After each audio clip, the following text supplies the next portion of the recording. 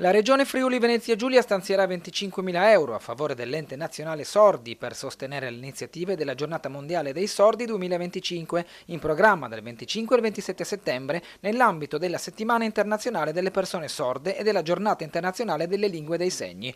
Il contributo inserito nella legge di assestamento 2025 è frutto dell'impegno del consigliere regionale Carlo Grilli della lista Fedriga, che ha promosso un subemendamento approvato dal Consiglio. Durante la presentazione di quest'oggi è stata esposta la bandiera dell'evento. Grilli la conserverà personalmente fino a settembre, quando la consegnerà alle autorità dell'ENS. C'è stata una grandissima sinergia tra Consiglio regionale ed esecutivo e quindi io devo ringraziare anche l'assessore Riccardi che ha appoggiato questo mio intento di dare un contributo alla manifestazione, perché ritengo che avere le associazioni l'ENS nazionale all'interno della nostra regione sia un motivo di orgoglio.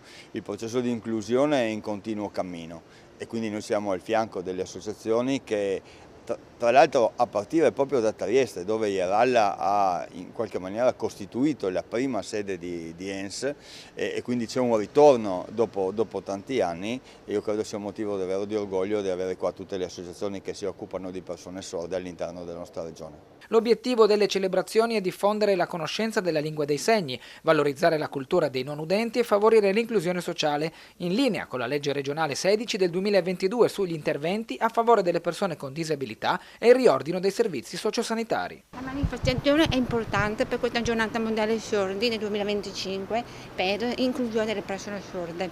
Importante e ogni anno fanno questa manifestazione in modo tale che venga tutta l'Italia.